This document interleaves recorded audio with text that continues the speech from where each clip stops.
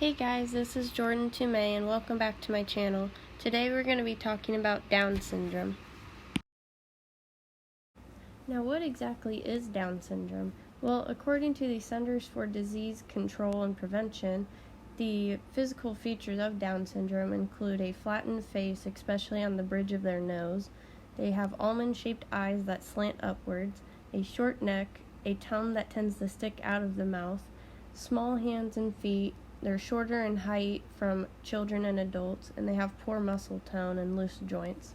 The occurrence is that it is the most common chromosomal condition diagnosed in the U.S., and 6,000 babies are born in the U.S. each year with Down syndrome, and usually about 1 out of every 700 babies have Down syndrome.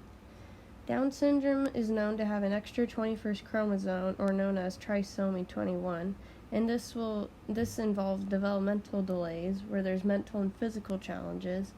They tend to have an IQ in mildly to moderately low range, and they usually tend to be slower when speaking to other children. The causes, there's really no known cause, but there's possibly like a genetic factor to it, and mainly the risk factor would be for the mother. If they had the child at 35 years or older, they'd be more likely for them to have offspring to have Down syndrome. There are common health problems in children with Down syndrome. They will either have hearing loss, obstructive sleep apnea, ear infections, eye diseases, and usually heart defects present at birth. And in these pictures are kids that are from one of my favorite shows that I like to watch, is called Born This Way, and it involves all these different kids and young adults who have Down syndrome and how they go throughout their everyday lives. There are several different effects that go on in students with Down syndrome in their lives, school, and social experience. During their everyday lives, they usually will tend to have delays in speech and motor skills. They usually may need help with self-care involving dressing and self-grooming. During school, they usually will miss time due to frequent doctor visits, as mentioned earlier about their common health problems. They usually will need visual and auditory accommodations for classroom instruction, and usually need extra time and assistance with classwork. Their social performance, they do have some strengths with that, especially their social development. They enjoy communicating with others and making use of nonverbal skills. That's usually when they're infants. And they tend to develop good social skills and appropriate social behavior throughout life.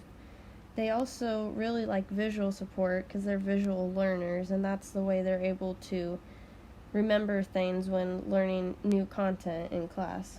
Now, some of their difficulties in their social performance is mainly their motor development with their oral, fine, and gross motor skills.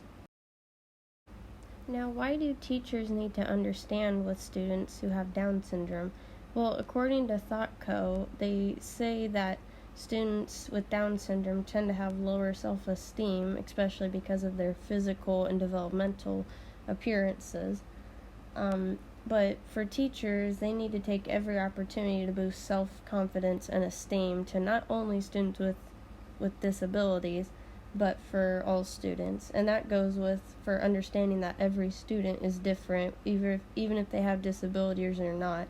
Teachers need to focus on the individual student and understand their individual needs.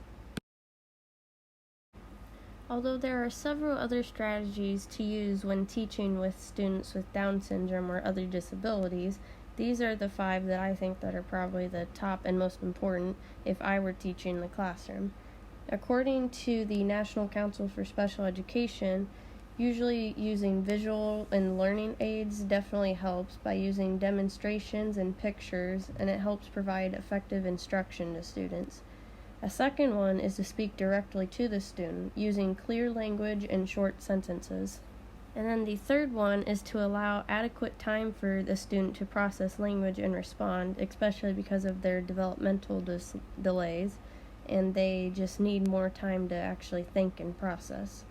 And according to the Down Syndrome AIM High Resource Center, teachers need to have high expectations not only for the students with Down syndrome or other disabilities, but for every student.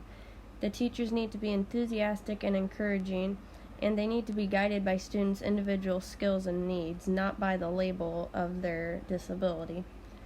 And the final one is to provide positive feedback and reinforcement usually immediately after the student produces a correct response. It's better than punishments for all students, because that would just be really bad. An example is using teacher praise. It's encouraging and letting the students know of their correct behavior, like good job and way to go, awesome.